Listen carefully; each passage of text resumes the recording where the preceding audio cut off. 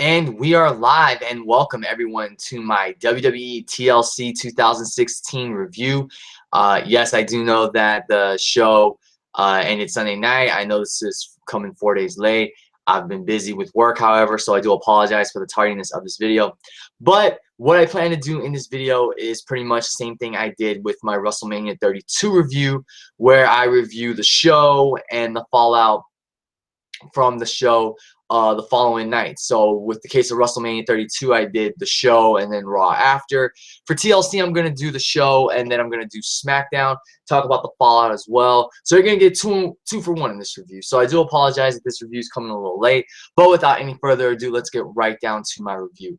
Now, overall, guys, I thought TLC 2016 was another good, solid pay-per-view from Team Blue. But to be honest, I felt like this pay-per-view could have been a little better. Maybe I had some high expectations going into the show because when you look at the card, it was pretty stacked when you look at the matches that were going to be included. So while it was a good, enjoyable show, don't get me wrong, I do feel like this was SmackDown's weakest pay-per-view. They've only done 3 pay-per-views since the brand split, 3 brand-exclusive pay-per-views. I'm not saying it's a bad show. I just feel like this is the weakest pay-per-view they've put on so far. But like I said, still a good, solid 3-hour pay-per-view, still enjoyable. The fallout really had me looking forward to watching SmackDown on Tuesday. So let's get right down to the review. We kicked the show off with the SmackDown Tag Team Championship match. Beauty and the Man Beast defended against the new Wyatt family, which was Bray Wyatt and Randy Orton. And this match was just really short, guys. It was a good, solid opener for the 6 minutes and went, but yeah, it was short. There's that old saying, don't blink, you might miss something. Well, in this case, if you got up to get a snack or anything, you probably missed the match. But what really mattered to me was the result, because in the end, Bray Wyatt and Randy Orton won the SmackDown Tag Team Championships. They dethroned Beauty and the Man Beast. I couldn't be any happier for Bray Wyatt because this was his first championship in the WWE that he's won since arriving on the main roster, and I'm still baffled that he never got any other title shots between the time he debuted up until TLC. He only had one other title shot. That was in 2014, that Money in the Bank championship ladder match for the vacant WWE World Heavyweight Championship. But I was happy that he finally got some gold in WWE. He and Randy Orton are now tag team champions. Like I said, the match was it was really short. So there wasn't really many highlights other than Slater going for like a slingshot clothesline and Orton catching him and power slamming him in midair. And then in the end, Rhino hit like a shoulder tackle in the corner. Bray Wyatt, or I think it was Orton, pushed Bray Wyatt, but that managed to manifest into a tag. Orton got knocked to the outside. Rhino tries to gore Randy Orton. Luke Harper pushes him out of the way. Rhino gores Luke Harper instead. Rhino goes for the gore on Bray Wyatt. Bray Wyatt does the spider walk, but Randy Orton's the legal man. Comes out of nowhere with the RKO. Scores the 1-2-3, and the new Wyatt family win the tag team championships. So I was really happy to see Bray Wyatt and Randy Orton win the tag team championships. I couldn't be any more happier for Bray Wyatt that he finally won a title in the WWE. Then on SmackDown, they did the rematch, which was ironically the opening match of the show. It wasn't the opening segment, but it was the opening match. And that was a good, solid match. That went longer than the TLC match. In the end, Orton and Wyatt retained. And how they retained was sick. Bray Wyatt had Heath Slater in position for Sister Abigail, and then he tagged Randy Orton in. So in the Sister Abigail position, Bray threw Heath into Orton, and Orton hit an RKO. That was a sick, sick finisher. Sick way to end the match. And once again, you see some great chemistry between Randy Orton and Bray Wyatt. I really like this union, this partnership, alliance, whatever you want to call it. I love how Bray Wyatt is continuing to regain momentum and look stronger and stronger with each win. And now, if all goes well, my dream scenario is that Bray Wyatt enters the Royal Rumble match and wins the Royal Rumble match and gets a shot at AJ Styles for the WWE World Heavyweight Championship at WrestleMania 33 and wins the championship. Whether the Wyatt family have the SmackDown Tag Team Championships or not, the best way to ultimately rebuild Bray Wyatt, revindicate, I guess, and establish him as your new main event player on SmackDown is to have him win the Royal Rumble, keep winning matches, have him and Orton keep doing their thing as tag team champions, and then ultimately have Bray win the WWE World Heavyweight Championship at WrestleMania 32, have him go on like a 3-4 month reign, and then ultimately have Orton and Harper turn on Bray, and then you can do Bray versus Orton for the championship at SummerSlam. So I'm really happy with how things are going for Bray Wyatt right now, especially with him as tag team champion. And like I said, the match at TLC was a good solid opener, 2.25 stars. And as always, my reviews are down, or my match ratings are down below in the description box. Next, we had Nikki Bella versus Carmella in a women's no disqualification match. This was a good, fun match. I was happy to see the women do something different on the show. You know, Nikki and Carmella went out there and they had a good, solid women's match. They didn't use a lot of weapons, but I'm happy with the spots that they did. Carmella grabbed a kendo stick and got Nikki Bella in the Tree of Woe and attacked her with the kendo stick. Especially, she also targeted Nikki's leg because early on in the match, she did a Hurricane Rana takedown, which threw Nikki but like threw her into the steel stairs, and her knee caught the brunt of the punishment. Carmella also applied the code of silence on Nikki, but Nikki used the kendo stick to break free. And then Nikki hit a nice disaster kick off the barricade. And then in the end, Nikki blasted Carmella with a fire extinguisher and hit her with the TKO for the win. One thing I noticed was that both women were wearing, they had their fist tape. They wore black tape on their fist, so that was cool. Nikki Bella sporting a different hairstyle, you know, showing like a little more of an aggressive side, which I thought was great. Carmella coming out with her fist tape and the shiner on her right eye from last week. So like I said, good fun match. Was happy, you know, kudos to Nikki and Carmella for their efforts in this match.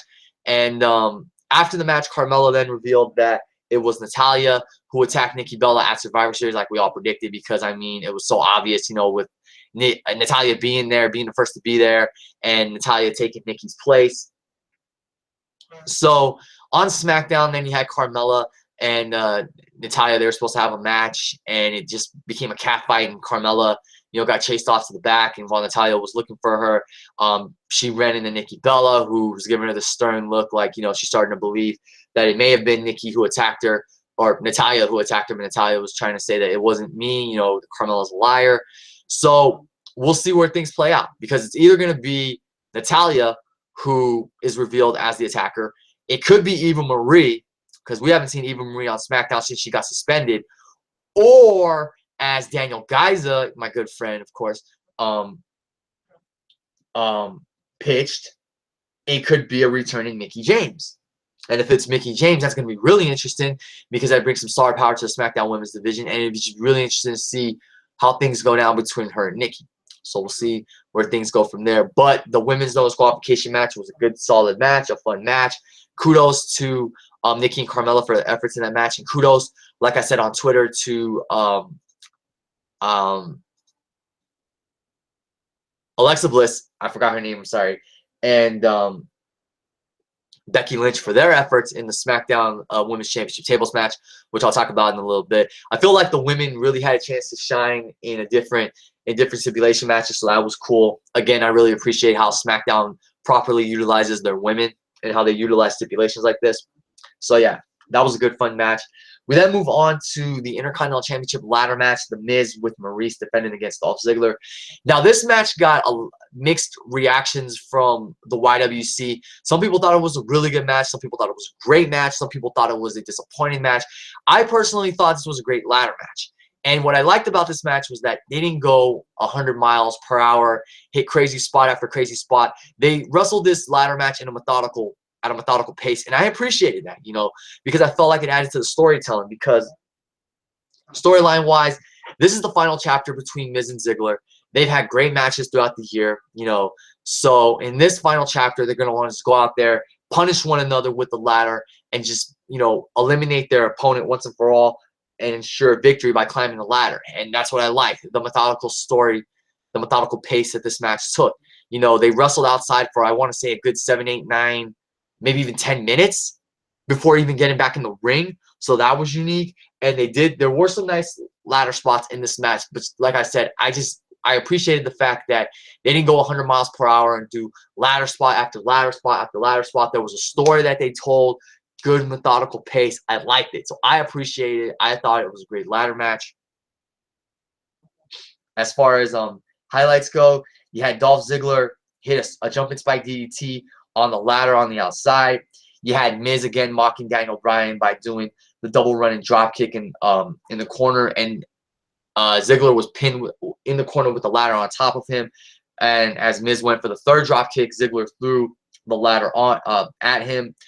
At one point in the match, the ladder was positioned in the corner like a bridge, and Ziggler and Miz were fighting on top of it, and Miz got knocked off, and Ziggler hit a nice diving elbow drop a la Shawn Michaels off the ladder, so that was really cool.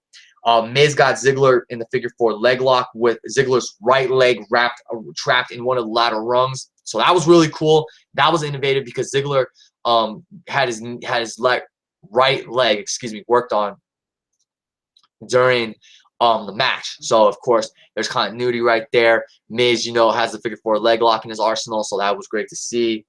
Eventually Ziggler got out of it. Miz hit a skull crushing finale onto the ladder.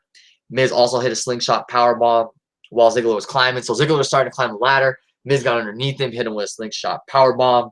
Ziggler hit Miz with a series of punches and a headbutt, knocking him off the ladder.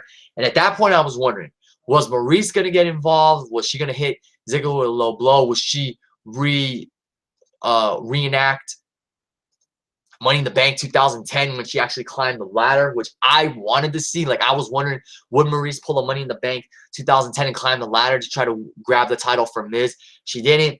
In the end, Miz and Ziggler were trading blows on the ladder, and Miz knocked Ziggler off with not one, but 2 low blows in classic heelless fashion and retrieved the Intercontinental Championship to win the match. Like I said, great match. I enjoyed the methodical storytelling, the methodical pace. And that's pretty much it for The Miz and Dolph Ziggler. Their feud is pretty much done.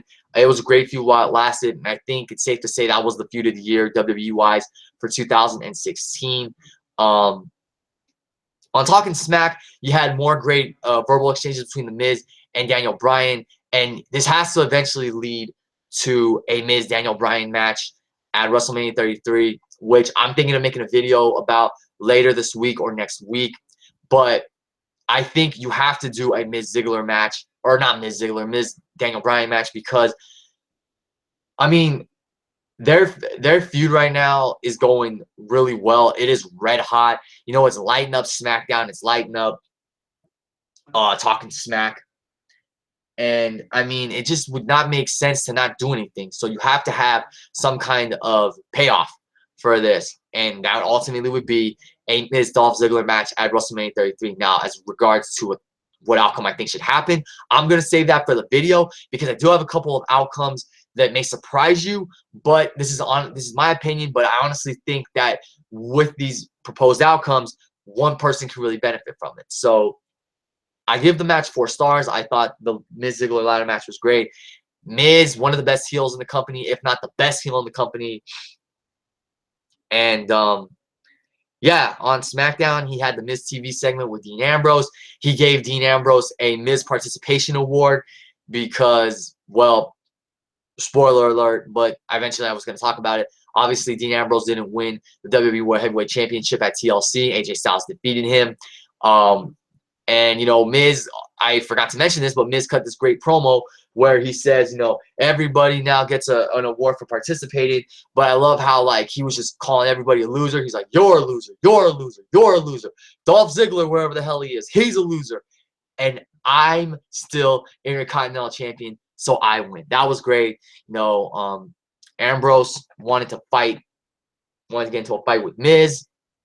Daniel Bryan came out and made the match the main event, which I predicted. But what I didn't predict was that Daniel Bryan was going to make it for the Intercontinental Championship. So that was a nice little swerve there. And I'll talk about that match after I talk about the WWE World Heavyweight Championship match. So we move on to the chairs match, which was Kalisto versus Baron Corbin. And this was a good, solid match. And I feel like Kalisto had a really good standout performance in it, even in a losing effort. I feel like he had a strong performance where people can look at him and be like, hey, this guy lost, but he put up a hell of a fight. I could see him being a big-time player in the future. So even in defeat, Kalisto came out strong with the effort he put up against Baron Corbin. He came out right. He came out the gate in this match because it's a chairs match. So he's got a chair in his hand. He throws it at Baron Corbin, goes for the Van Daminator. Corbin ducks. He tries to go for another chair shot, and Corbin just manhandles him. So that's something that was great about this match was, you know, Baron Corbin going out there, manhandling Kalisto, demonstrating his power, his power, his size advantage, his strength. So that was great. You know, he would throw Kalisto around. He threw him into a pile of chair at one point. And then Kalisto, with his speed, managed to turn the tide in his favor. He dropped toe hold. He hit a drop toe hold on Corbin and sent Corbin face first into the steel chair. He then did this nice diving seated senton onto Corbin onto the pile of chairs, which was really, really sick. Kalisto went for a tope suicido onto the outside, but Corbin caught him and planted him with deep six, almost like, you know, pancaked him. It was a sick spot. Kalisto fought back. He hit a nice Hurricane Rana or a Lita Rana, whatever you want to call it, off the barricade, and then hit a charging drop kick, which knocked Corbin into the barricade. So like I said, Kalisto really had a strong coming out party, so to speak, with his performance, even in a losing effort. Kalisto hit a nice moonsault while Corbin was lying down with a chair on his sternum. And then Kalisto went for a splash from the top rope, but Corbin just drove that thing right in Kalisto's face, nearly took his head off with the chair. And then Corbin hit an end of days on the pile of chairs, the better chairs, to score the win. So once again, Baron Corbin looking strong and dominant. I predicted he was going to win this match because I feel like WWE wants to do big things with him, like they obviously are. But Kalisto had a strong showing.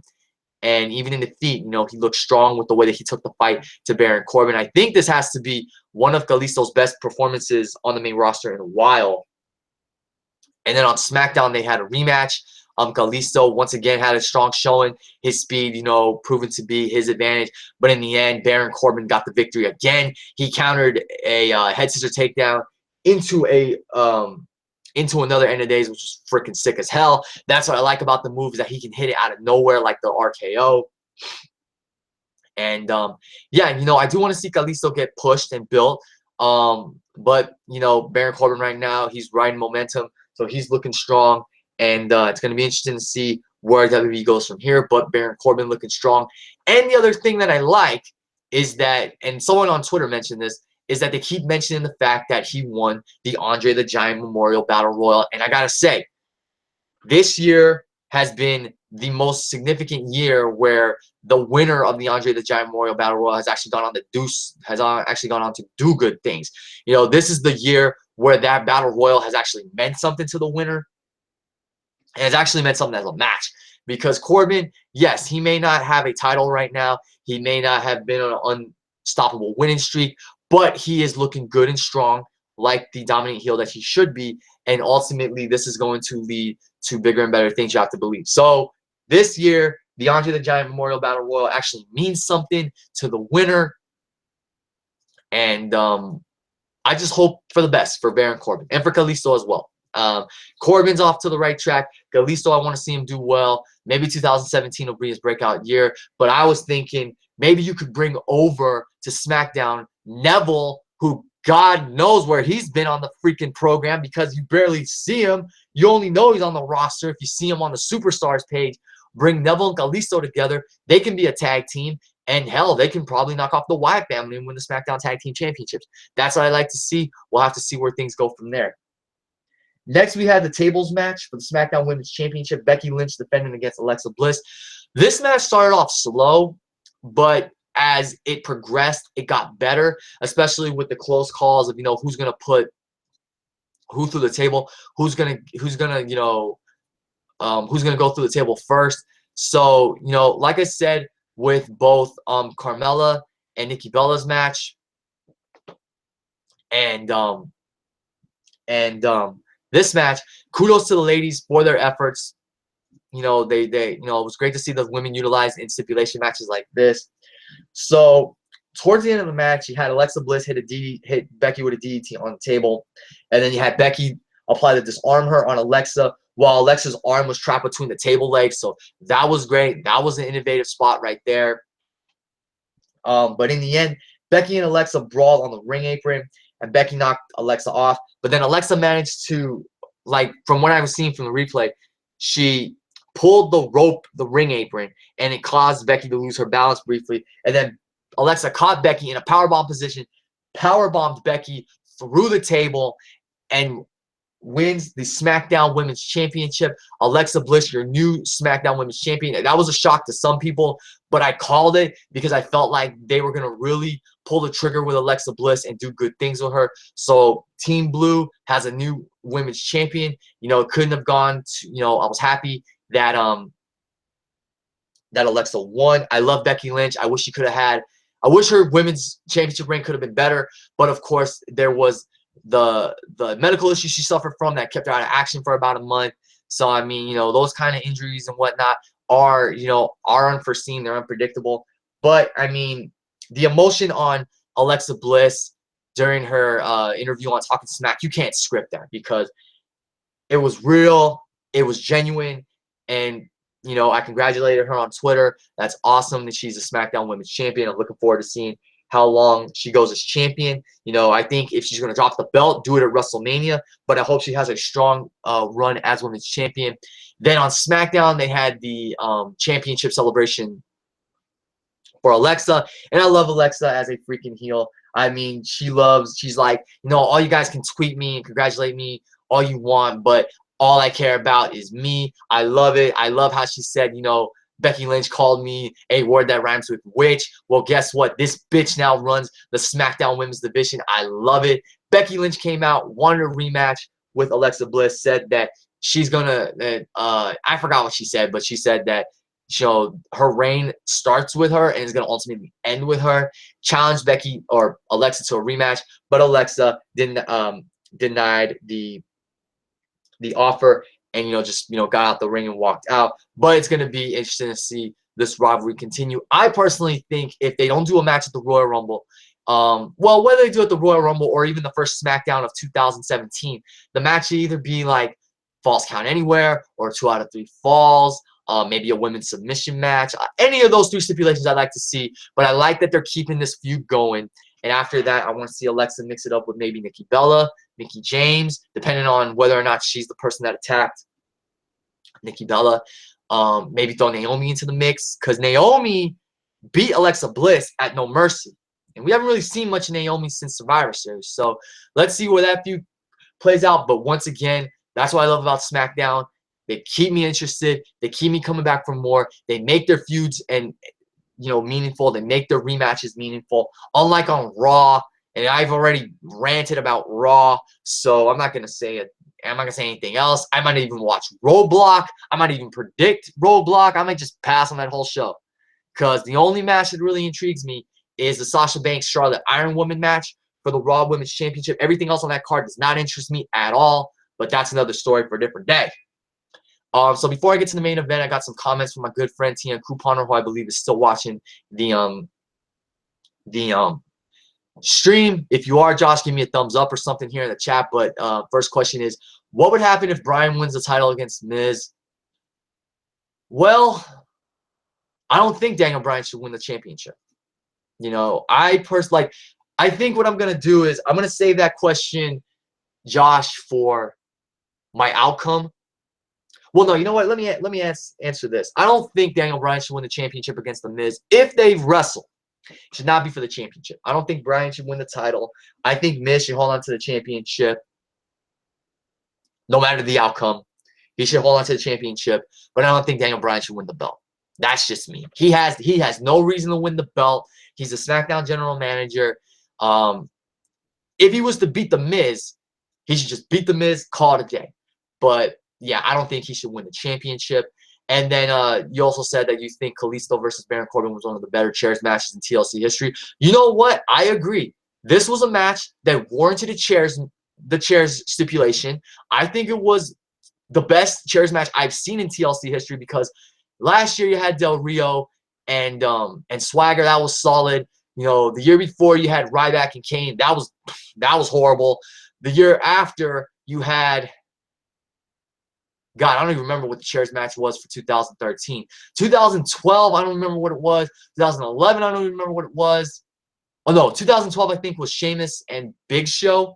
2011 was Mark Henry and Big Show, and that's where Daniel Bryan cashed in. And then 2010 was John Cena and Wade Barrett. And 2009 was Batista and The Undertaker, where Batista got screwed, and he came out and did the Kanye West rant the night after during the Slammies, the Screwjob of the Year award, where he interrupted Maria winning the Slammy for Diva of the Year. So yeah, I have to say that this was the best chairs match that WWE has done with the TLC pay-per-view. And then Josh also asked me, after Roadblock, will this end Sasha versus Charlotte feud? Well, you know what I would actually like to see, Josh, is this. I didn't do fantasy predictions for TLC for Roadblock. I wanted to do that with Daniel. I almost said Daniel Bryan. I wanted to do it with Daniel Garza, but he did it. He already did the video. So what I would have done is this. For Roadblock, I would have done Sasha versus Charlotte in an I Quit match for the Raw Women's Championship. And it would have also been a loser leaves Raw I Quit match for the Raw Women's Championship. I would have had Charlotte lose. I would have had her go to SmackDown to give that women's division some star power. And I'd have Charlotte feud with like Alexa Bliss, Becky Lynch, and Nikki Bella. Or just Becky Lynch and, you know, Alexa Bliss. Maybe even have Charlotte fight Alexa at WrestleMania for the SmackDown Women's Championship. And then for Sasha, I would have her fight Alicia Fox and Nia Jax, all while building up Bayley to be her next contender. And then at WrestleMania, you do Sasha versus Bayley for the Raw Women's Championship. That's what I would do. I do think, however, this will be the end for Sasha and Charlotte for their feud. They should not touch each other in the ring again until maybe SummerSlam or Survivor Series. I don't know. But they should not touch each other again in the ring after Roadblock. This should seriously be the final match between these two. All right. Let's go on to the main event. The TLC match for the WWE World Heavyweight Championship. AJ Styles defending against Dean Ambrose. I thought this was a great match. And unlike the Miz Ziggler match, where it was more of a methodical pace, they went at it and just beat the hell out of each other and did crazy spots galore. And I liked it for this match. You had AJ sidewalk slamming Ambrose through the table. You had Ambrose assemble a plethora of chairs. And then he did this sick move where it starts off as a vertical suplex, and then he just throws AJ in the air like a power bomb, and AJ goes through the tables. That was a really sick spot. And, of course, I have to address the elephant in the room, AJ Styles with the rip in his tights, which wasn't near his ass crack, but I was concerned that if the material kept ripping, eventually he was going to have a wardrobe malfunction. Luckily, he didn't. Dean Ambrose then did the elbow drop with the chair off top rope. So you know how he does like the elbow drop when the opponent's standing? He did that onto AJ with the chair. AJ rebounded with a suplexing Ambrose through the table. And then Ambrose got a ladder and positioned it on the German announce table and put AJ through the English announce table with an elbow drop. That was one hell of a sick spot. I've never seen anybody do that before in any match, in any kind of match of that stipulation. So that was great to see. Ambrose then went up the ladder, started to climb it, tried to achieve the championship, but AJ knocked him off with a phenomenal forearm. AJ went for the Styles Clash, but Ambrose countered with an Alabama slam. But then what he did was he swung AJ into the ladder. So that was a nice spot there. And then AJ Styles with the springboard moonsault into the reverse DDT on the outside. I love when he does that move. He did it on the outside, which made it a little more sick. And then probably the best spot of the night, AJ Styles with the springboard 450 onto Ambrose through the table. Now, unfortunately, this is the spot where AJ hurt his ankle, where he tweaked his ankle. But still, that was an awesome spot. I love that springboard 450. Thank you, AJ, for doing that spot. It's unfortunate that you hurt yourself, but you put your body on the line for us. So we respect you for that. We appreciate it. And then in the end, like I predicted, out came James Ellsworth. And AJ Styles immediately just went and walloped on James Ellsworth. Ambrose saw what happened. Ambrose got involved. He stopped the attack. He hit Dirty Deeds on the steel stairs. And then he went to climb the ladder. And here's where I got concerned. Because AJ was knocked out from the, or laid out really, from the Dirty Deeds on steel stairs. Ellsworth is encouraging Ambrose to climb the ladder. I'm starting to think, oh crap, Dean's going to win the title. I don't want him to win the title because I want AJ to retain the title. AJ gets back up. They fight a little more. AJ gets knocked off the ladder. I'm thinking, oh crap, Dean's going to win. And then what happens? James Ellsworth costs Dean Ambrose the match, but not inadvertently. He pushes Ambrose off the ladder through 2 tables set up on the outside. I was thinking, what the hell? Why are we turning Ellsworth heel? Why? Not saying, because, SmackDown, they do a lot of their things right. Not saying it was a stupid decision, but I was asking why? And then AJ climbed the ladder and retrieved the championship. So AJ Styles retains the WWE World Heavyweight Championship in the TLC match, thanks to James Ellsworth, who ironically has 3 wins over this guy. So sitting there, I'm thinking, okay, we just turned Ellsworth heel. Undertaker didn't show up. So where are we going with this? And I like what they did on Talking Smack. Because right after on Talking Smack, because they did a special TLC 2006 edition,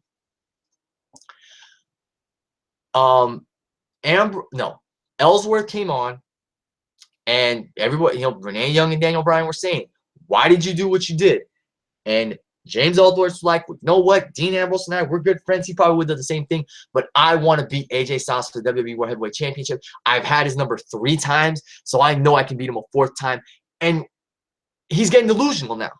The fact that he beat AJ Styles 3 times with the help of Dean Ambrose, nonetheless, has gone to his head and made him think, well, because I won my contract and I earned a shot at I've earned a title shot, I can beat AJ Styles now. And I like what he did on SmackDown. He went out there and he saw AJ was, had the walking boot on his left foot because he injured his ankle. And he says he's called AJ out because he felt that AJ was using that walking boot as an excuse to not have to fight Ellsworth because Ellsworth believes he'll beat him a 4th time for the WWE World Heavyweight Championship. And I'm loving it because I like Ellsworth. I don't care, it doesn't really matter to me whether it's heel or face. I like Ellsworth.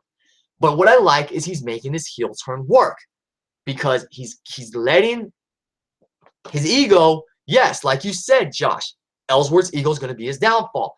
He's letting his ego get to him, and he thinks he can beat AJ Styles a 4th time. And if he does that, he becomes a WWE World Champion.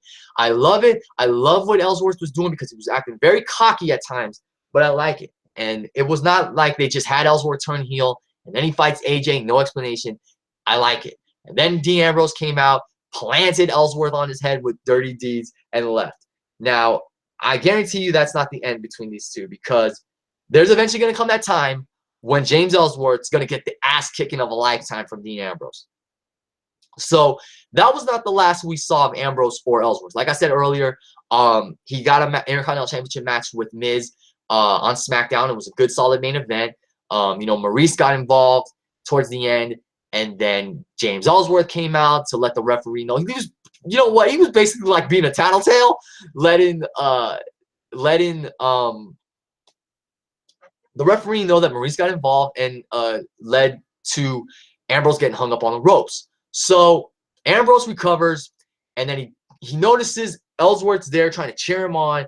He gets distracted. Miz plants him with the skull crushing finale. 1, 2, 3. Miz retains the Intercontinental Championship, and I said it was a good thing that James Ellsworth was wearing black tights because he got his ass out of there once he realized he cost Dean Ambrose the Intercontinental Championship. So within the span of 48 hours, James Ellsworth cost Dean Ambrose both the WWE World Heavyweight Championship and the Intercontinental Championship. So it's going to be really interesting to see where things go from there. But you got to believe Ambrose is going to give Ellsworth the ass kicking of a lifetime He's going to beat him down to the point where we may not see Ellsworth for a few months. Or if we do see him, it won't be until the Royal Rumble. We'll see. But overall, guys, I'm going to give TLC 2016 a 7 out of 10. Like I said, I feel like this is the weakest pay-per-view that SmackDown has given us. Does not necessarily mean it was a bad show. It was still a good, solid, enjoyable show. The fallout was from SmackDown, or the fallout on SmackDown was great. I feel like Tuesday's episode of SmackDown was a really good, hell, I'll say it was a great show. I loved it, you know, little filler, but everything meant something, you know, from the fallout from TLC. So I loved it. The show again was good. This is why I prefer SmackDown over Raw. I feel like SmackDown's a flagship show, and I am looking forward to seeing what happens next Tuesday with Ambrose and Ellsworth, and where the Miz goes from here as Intercontinental Champion, and what's next for Alexa Bliss and Becky Lynch. I love it, you know. And with the Wyatt family, how far will they go as SmackDown Tag Team Champions? I'm loving it. Ryan Ward is writing for SmackDown. I also have to believe that Daniel Bryan and Shane McMahon have a little say in certain things. Maybe, you know, they give their 2 cents to, you know, creative and whatnot. But I'm loving it. This is why I love SmackDown. This is why I probably rep Team Blue. And yeah, I'm looking forward to next week's episode. And I'm looking forward to seeing what they have in store for the Royal Rumble, what they're going to offer, because of course the Royal Rumble is a dual branded show. So I know Josh and John 15HD are still watching. John, good to have you in the stream. I'm going to leave the stream open for a couple minutes. If you guys have any other questions, comments, thoughts on TLC, leave them in the chat box. And if not, I'll bring the stream to an end. But like I said, I'm going to leave it open for 2 minutes. Guys want to ask me any questions about Raw, SmackDown, NXT. Well, not NXT, because I haven't seen the new episode that aired. But if you guys want to ask me any questions about Roadblock or TLC or SmackDown or Raw in general, go ahead. I'm going to leave it open, like I said, for 2 more minutes. I do want to thank everybody, well, mainly Josh and John, for tuning into the live stream. And I do want to give an early shout. I do want to give a shout out to Daniel Gaiza for mentioning me in his SmackDown review, because he mentioned my idea of, you know, Orton turning on Bray Wyatt and Bray and Orton feuding for the championship at SummerSlam. TN Couponer asks, who would you have Styles face at the Rumble? Probably Undertaker, because at this point, I don't see them doing AJ Styles versus Shawn Michaels, which I would have been down for, because that would have been a huge money match. But I think what you have to do, well, I think now with Ambrose having his issues with Ellsworth and Ziggler most likely not getting a title shot, I think it's best to have AJ fight The Undertaker at Royal Rumble. Because remember, Undertaker said whoever fails Team SmackDown at Survivor Series is going to have to fear the wrath of the dead man. Now, granted, Team SmackDown won, but AJ's, you know, hatred for Dean Ambrose led to